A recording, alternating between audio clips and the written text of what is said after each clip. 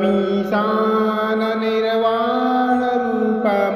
विभुं व्यापकं ब्रह्मवेदस्वरूपं निजं निर्गुणं निर्विकल्पं निरीहं चिदाकाशमाकाशवासं भजेऽहम् निराकारमोङ्कारमूलं तुरीयं गिराज्ञानगोतीतमीशं गिरीशं करालं महाकालं कृपालं गुणागारसंसारपारं नतोऽहं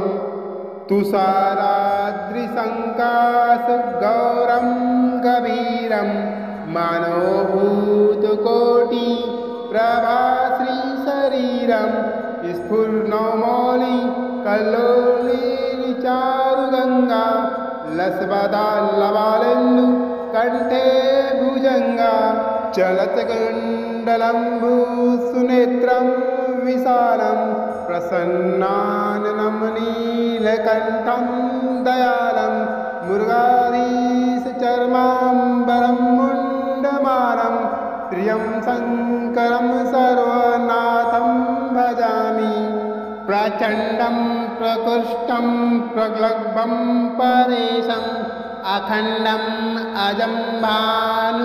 भानुकोटिप्रकाशं त्रयशूलनिर्मूलं शूलपाणिं भजेऽहं भवानीपतिं भावग्म्यं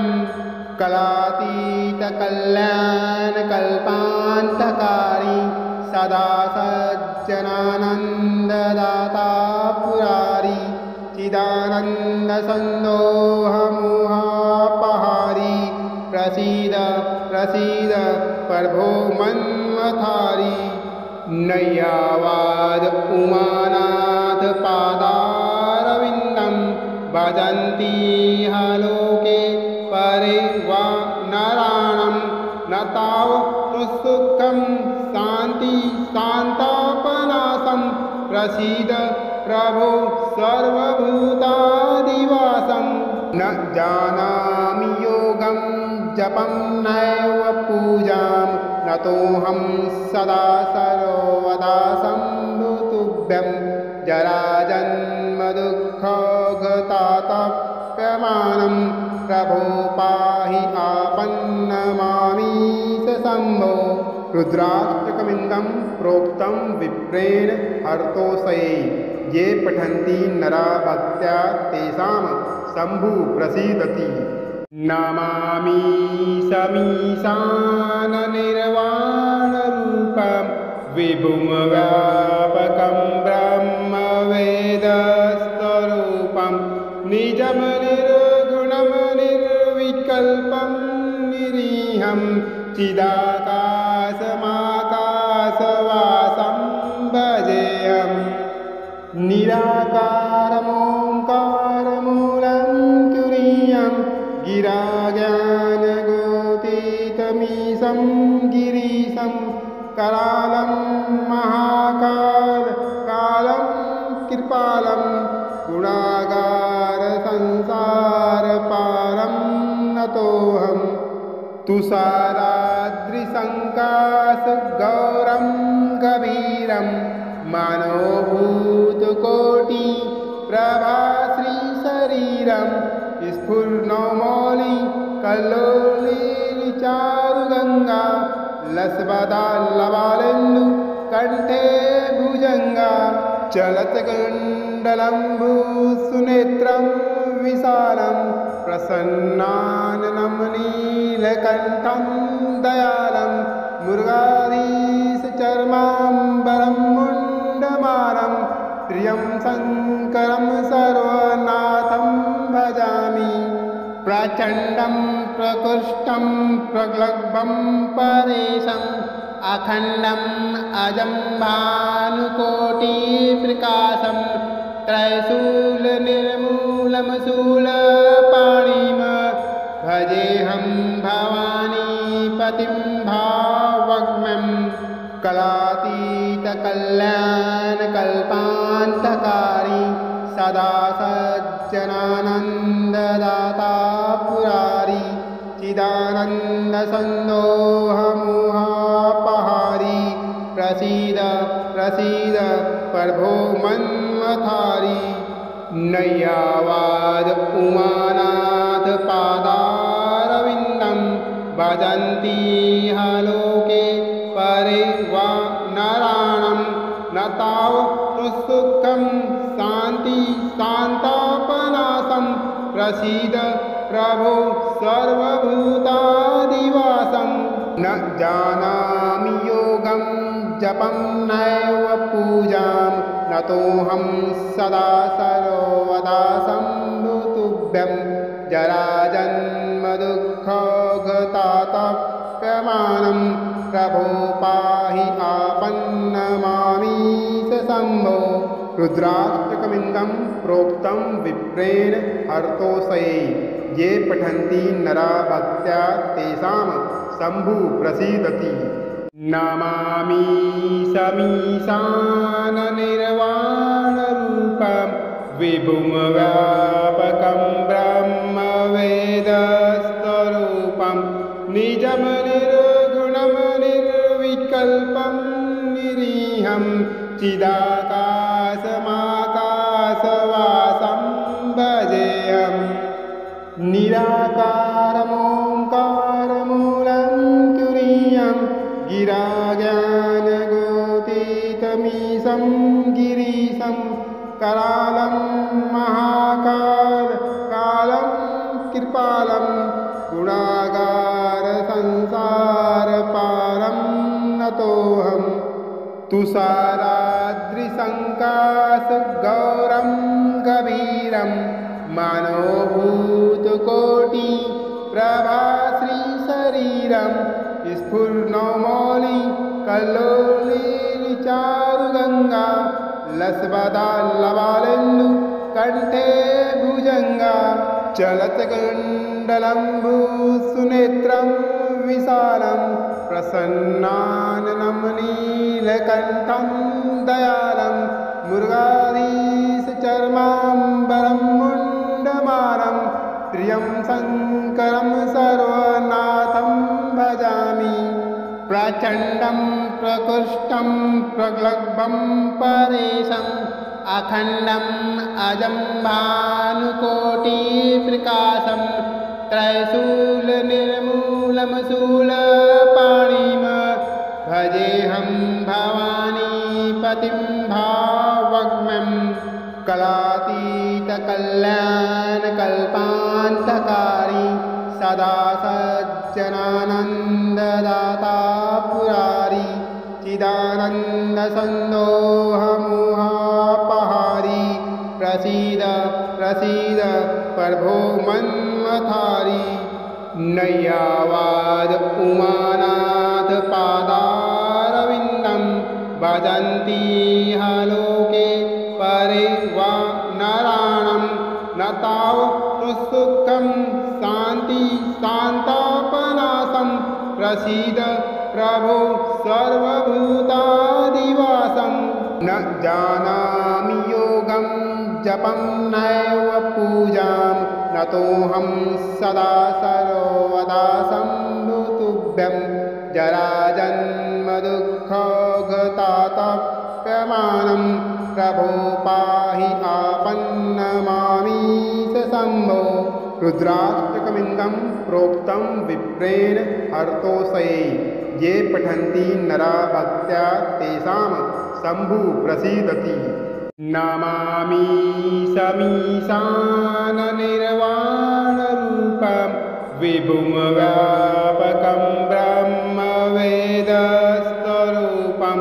निजं निर्गुणं निर्विकल्पं निरीहं चिदाकाशमाकाशवासं भजेऽहम् निराकारमोङ्कारमूलं तुरीयं गिराज्ञानगोतीतमीशं गिरीशं करालं महाकालं कृपालं गुणागारसंसारपारं नतोऽहं तुषाराद्रिसङ्काशगौरं गभीरं मनोभूतकोटि प्रभाश्रीशरीरं स्फुर्णमौलि कल्लोलिचारुगङ्गा लसबदाल्लवालेन्दु कण्ठे भुजङ्गा चलत्कुण्डलम्बुसुनेत्रं विशालं प्रसन्नाननं नीलकण्ठं दयालं मुरुगाधीशचर्माम्बरं मुण्डमालं प्रियं शङ्करं सर्वनाथं भजामि प्रचण्डं प्रकृष्टं प्रगल्भं परेशम् अखण्डम् अजं भानुकोटिप्रकाशं त्रयशूलनिर्मूलमशूलपाणिं भजेऽहं भवानीपतिं भावग्म्यं कलातीतकल्याणकल्पान्तकारी सदा सज्जनानन्ददाता पुरारी चिदानन्दसन्दोहमोहापहारी प्रसीद प्रसीद प्रभो मन्मथारी नय्यावाद उमानाथ पादारविन्दं भजन्ति लोके परे वा नराणां न तावत् सुखं शान्ति शान्तापनाशं प्रसीद प्रभो सर्वभूतादिवासं न जानामि योगं जपं नैव पूजां नतोऽहं सदा सर्वदा शम्भुतुभ्यं जराजन्मदुःखगतातप्यमानं प्रभो पाहि आपन्नमामीश शम्भो रुद्राष्टकमिन्दं प्रोक्तं विप्रेण हर्तोषये ये पठन्ति नरा भक्त्या तेषां शम्भु प्रसीदति नमामि समीशाननिर्वाणरूपं विभुं व्यापकं ब्रह्मवेदस्वरूपं निजं निर्गुणं निर्विकल्पं निरीहं चिदाकाशमाकाशवासं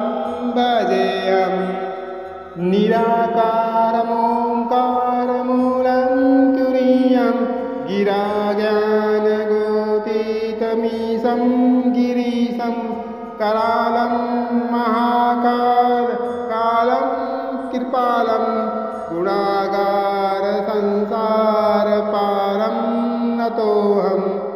तुषाराद्रिसङ्काशगौरं गभीरं मनोभूतकोटि प्रभाश्रीशरीरं स्फुर्णमौलि कल्लोलिचारुगङ्गा लसबदाल्लवालेन्दु कण्ठे भुजङ्गा चलत्कुण्डलम्बुसुनेत्रं विशालं प्रसन्नाननं नीलकण्ठं दयालं मुरुगाधीशचर्माम्बरं मुण्डमालं प्रियं शङ्करं सर्वनाथं भजामि प्रचण्डं प्रकृष्टं प्रगल्भं परेशम् अखण्डम् अजं भानुकोटिप्रकाशं त्रयशूलनिर्मूलमशूलपाणिं भजेऽहं भवानीपतिं भावग्म्यं कलातीतकल्याणकल्पान्तकारी सदा सज्जनानन्ददाता पुरारी चिदानन्दसन्दोहमोहापहारी प्रसीद प्रसीद प्रभो मन्मथारी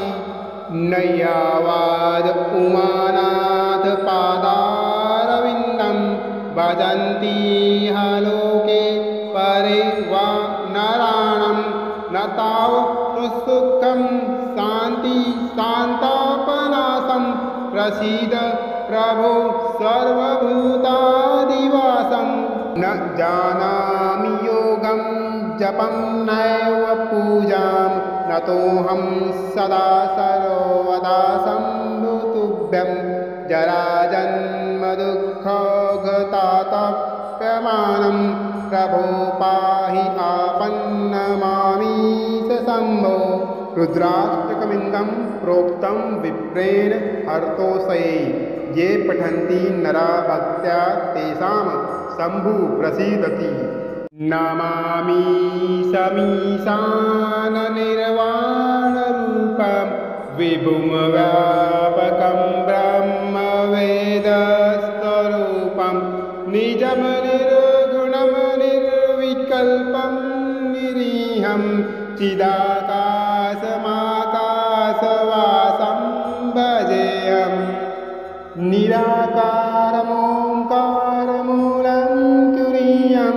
गिराज्ञानगोतीतमीशं गिरीशं करालं महाकालं कृपालं गुणागारसंसारपारं नतोऽहम्। तुषाराद्रिसङ्काशगौरं गभीरं मनोभूतकोटि प्रभाश्रीशरीरं स्फुर्णमौलि कल्लोलिचारुगङ्गा लसबदाल्लवालेन्दु कण्ठे भुजङ्गा चलत्कुण्डलम्बुसुनेत्रं विशालं प्रसन्नाननं नीलकण्ठं दयालं मुरुगाधीशचर्माम्बरं मुण्डमालं प्रियं शङ्करं सर्वनाथं भजामि। प्रचण्डं प्रकृष्टं प्रगल्भं परेशम् अखण्डम् अजं भानुकोटिप्रकाशं त्रयशूलनिर्मूलं शूलपाणिं भजेऽहं भवानीपतिं भावग्म्यं। कलातीतकल्याणकल्पान्तकारी सदा सज्जनानन्ददाता पुरारी चिदानन्दसन्दोहमोहापहारी प्रसीद प्रसीद प्रभो मन्मथारी।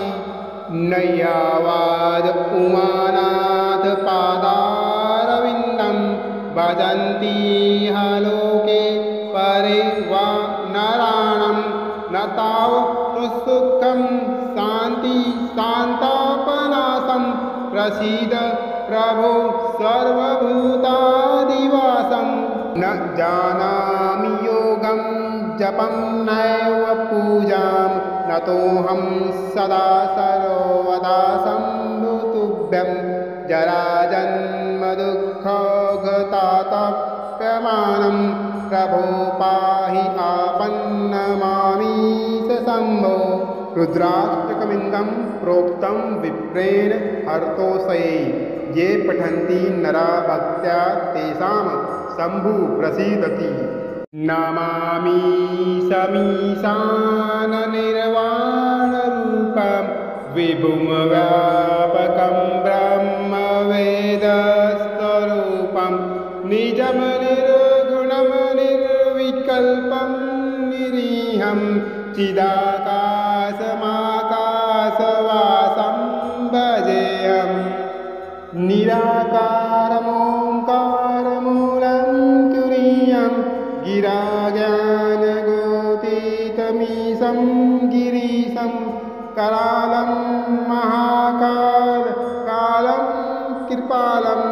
गुणागारसंसारपारं नतोऽहम्। तुषाराद्रिसङ्काशगौरं गभीरं मनोभूतकोटि प्रभाश्रीशरीरं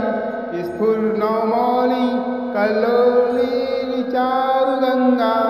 लसबदाल्लवालेन्दु कण्ठे भुजङ्गा चलत्कुण्डलम्बुसुनेत्रं विशालं प्रसन्नाननं नीलकण्ठं दयालं मुरुगाधीशचर्माम्बरं मुण्डमालं प्रियं शङ्करं सर्वनाथं भजामि। प्रचण्डं प्रकृष्टं प्रगल्भं परेशम् अखण्डम्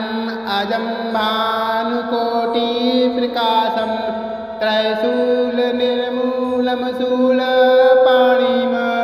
भजेऽहं भवानीपतिं भावग्म्यं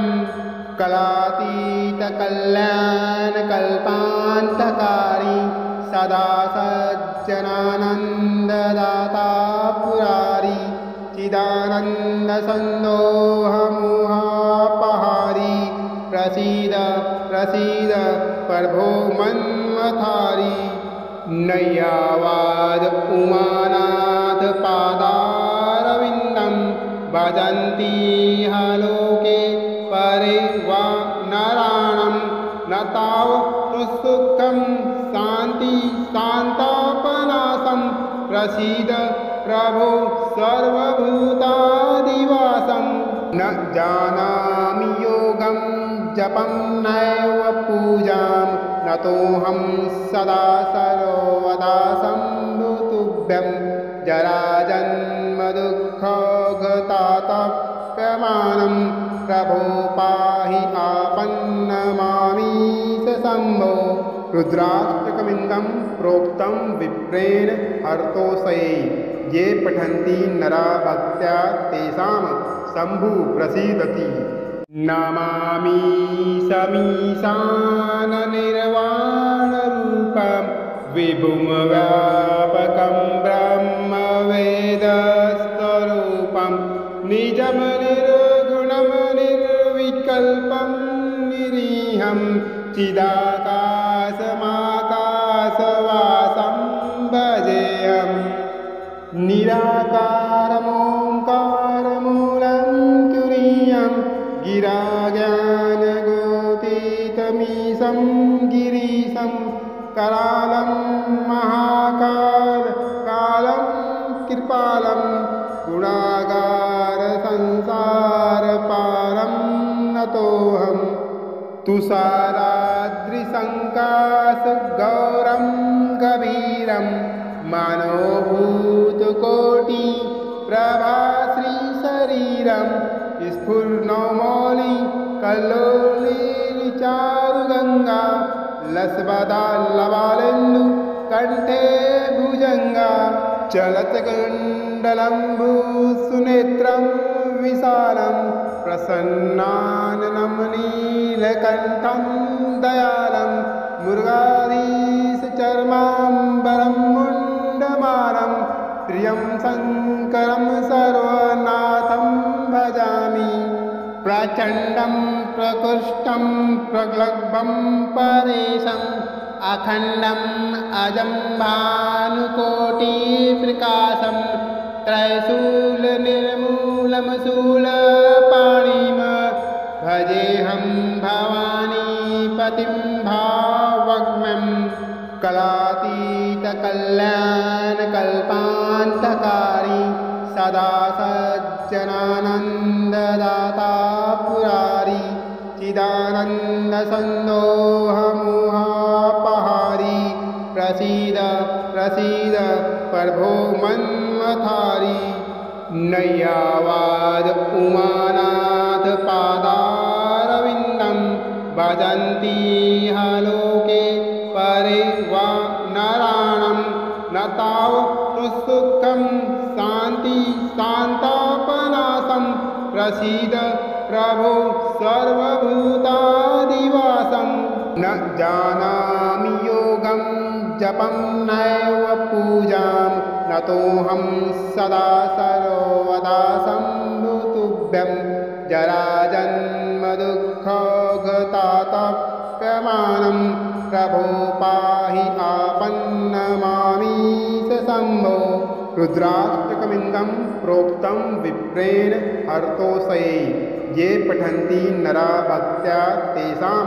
शम्भु प्रसीदति नमामि समीशाननिर्वाणरूपं विभुं व्यापकं ब्रह्मवेदस्वरूपं निजं निर्गुणं निर्विकल्पं निरीहं चिदाकाशमाकाशवासं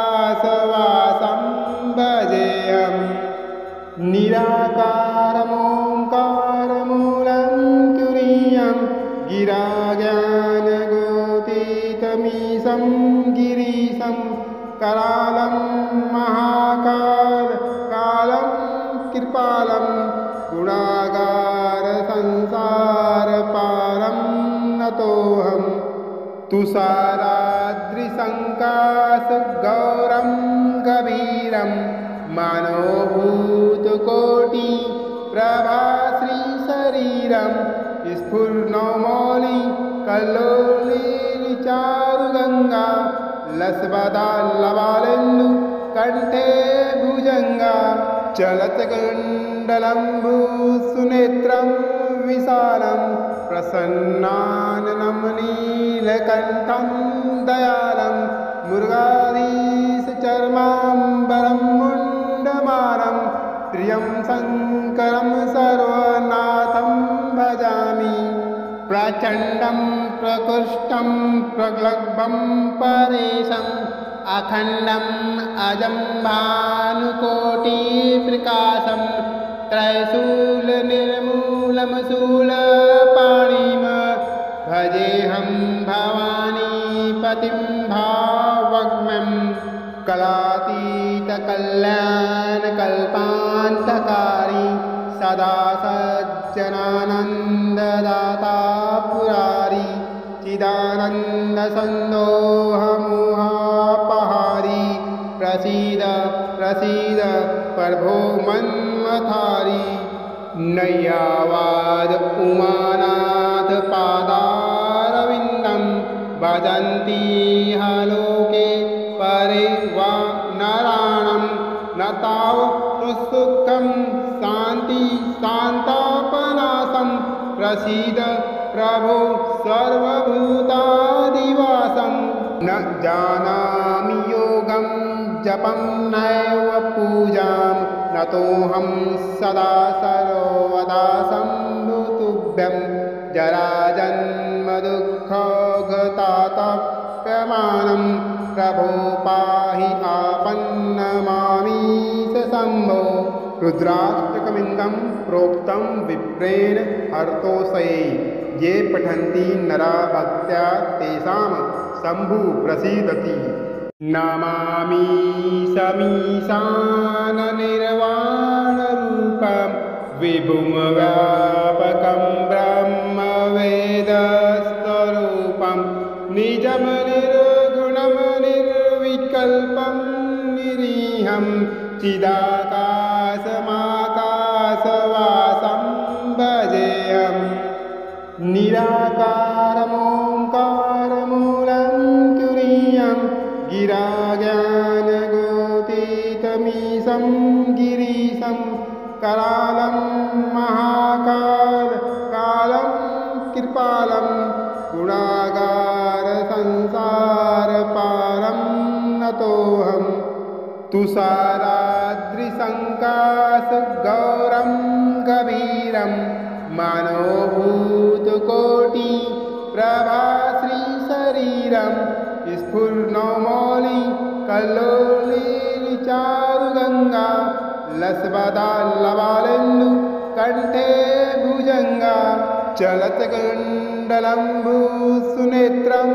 विशालं प्रसन्नाननं नीलकण्ठं दयालं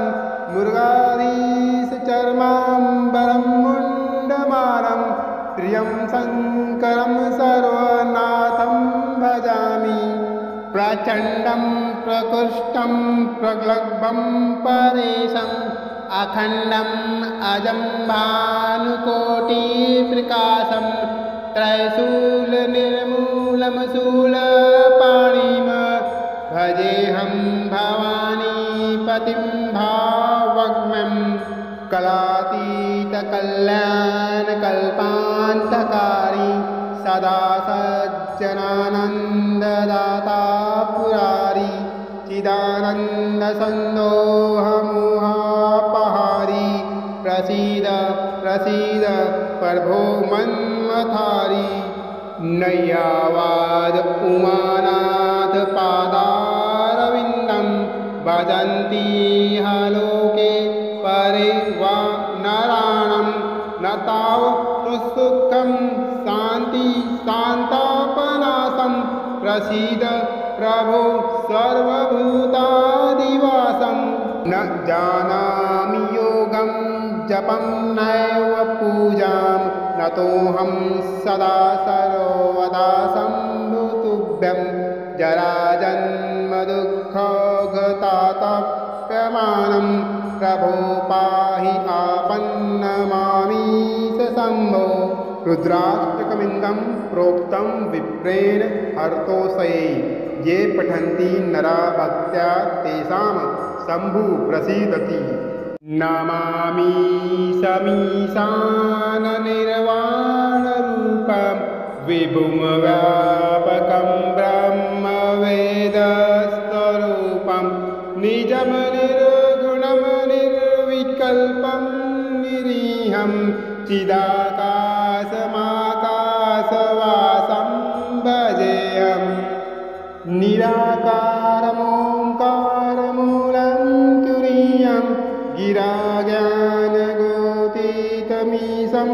गिरीशं करालं महाकालं कृपालं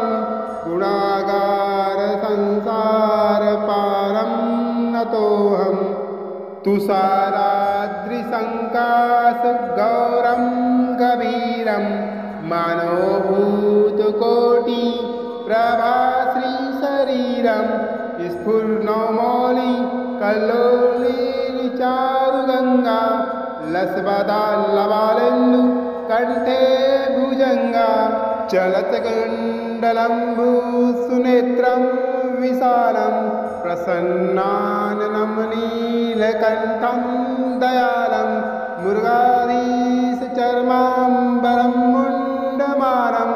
प्रियं शङ्करं सर्वनाथं भजामि प्रचण्डं प्रकृष्टं प्रगल्भं परेशम् अखण्डम् अजं भानुकोटिप्रकाशं त्रयशूलनिर्मूलमशूलपाणिं भजेऽहं भवानीपतिं भावग्नं कलातीतकल्याणकल्पान्तकारी सदा सज्जनानन्ददाता पुरारी चिदानन्दसन्दोहमोहापहारी प्रसीद प्रसीद प्रभो मन्मथारी नय्यावाद उमानाथ पादारविन्दं भजन्ति लोके परे वा नराणां न तावत्सुखं शान्ति शान्तापनाशं प्रसीद प्रभो सर्वभूतादिवासं न जानामि योगं जपं नैव पूजां नतोऽहं सदा सर्वदा सम्भुतुभ्यं जराजन्मदुःखगतातप्यमानं प्रभो पाहि आपन्नमामीश शम्भो रुद्राष्टकमिन्दं प्रोक्तं विप्रेण हर्तोषये ये पठन्ति नरा भक्त्या तेषां शम्भु प्रसीदति।